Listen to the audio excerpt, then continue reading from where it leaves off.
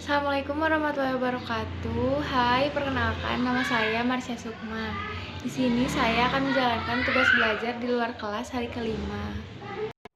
Tugas yang pertama yaitu membuat video praktek berdialog Bimba atau menggunakan bahasa Bimba. Selamat pagi kakak-kakak semua. Halo. Wah, udah cantik-cantik gini, udah ganteng-ganteng. Kalau udah ganteng-ganteng cantik-cantik gini, siapa di sini yang udah MANDI? Acungin tangannya. Wah, Kakak Al, tadi mandinya sama siapa? Sama MAMA? Wah, seru ya pasti main air sama mama. Coba kalau Kakak Aisyah, tadi mandinya sama siapa? Sama Bunda. Kita panggil bundanya bareng-bareng yuk. BUNDA Bunda, BUNDA Bunda, BUNDA Bunda. Tadi mandinya sikat gigi nggak? Pada sikat gigi semuanya, keren-keren. Coba, siapa yang tahu gigi hurufnya apa aja? Iya, GI, pinter. Siapa tadi di sini yang sebelum Bimba minum SU? Kakak Al minum susu dulu tadi. Susunya susu apa coba? Susu sapi. Kita panggil sapinya bareng-bareng yuk. SAPI sapi, SAPI sapi, SAPI sapi.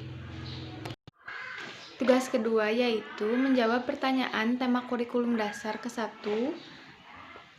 Yang pertama, pertanyaan mengenai fun learning. 1. Apa pengertian fun learning? Fun learning merupakan proses belajar yang sepenuhnya menyenangkan, mulai dari kegiatan awal, kegiatan inti, sampai kegiatan akhir, prosesnya 100% harus menyenangkan. Lalu yang kedua, mengapa proses belajar harus fun learning? Karena bila prosesnya tidak menyenangkan, maka minat anak tidak akan tumbuh. Lalu apa tujuan fun learning? Fun learning bertujuan untuk menumbuhkan minat belajar anak. Karena bila anak senang, maka minatnya akan tumbuh. Lalu, apa hukum fun learning di Bimba? Hukumnya wajib, harus 100% menyenangkan. Lalu, siapa yang harus merasakan fun learning dan sebutkan dasarnya? Yang harus merasakan fun learning yaitu anak, karena yang harus merasakan fun learning itu anak, bukan motivator. Karena bila prosesnya menyenangkan, maka minat anak akan tumbuh. Bila prosesnya tidak menyenangkan, minat anak tidak akan tumbuh. Lalu, siapa yang harus menciptakan fun learning dan sebutkan alasannya? Yang harus menciptakan fun learning adalah motivator. Motivator harus menciptakan suasana kelas yang nyaman, yang menyenangkan, agar anak juga nyaman, senang, jadi minat anak akan tumbuh.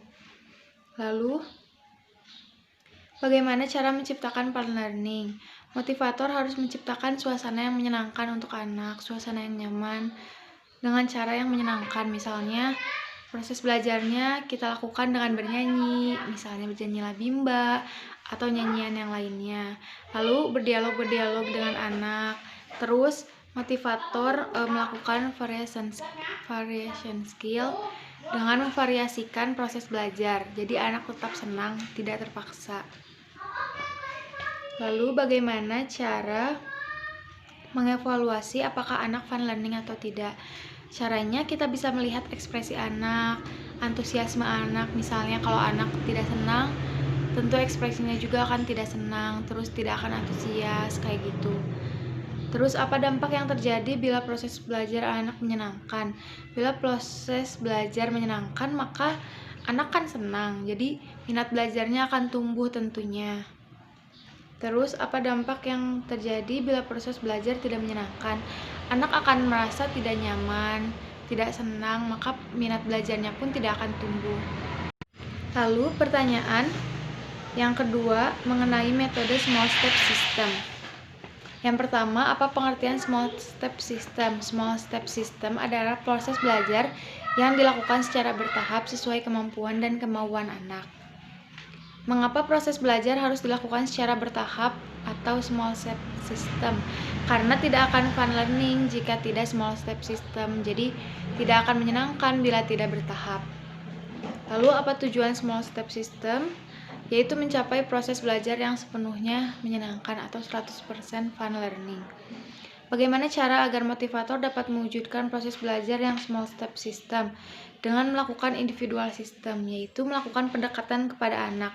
Sehingga kita tahu sejauh mana kemampuan dan kemauan anak. Kita bisa menyesuaikan sesuai kemampuan dan kemauan anak itu.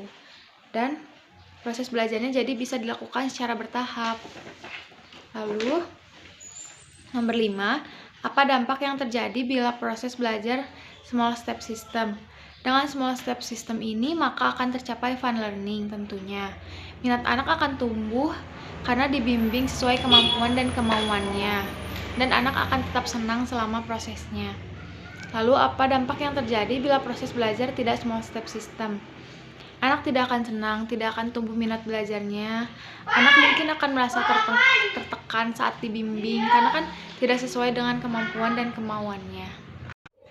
Sekian yang dapat saya sampaikan. Mohon maaf bila ada kesalahan. Wassalamualaikum warahmatullahi wabarakatuh.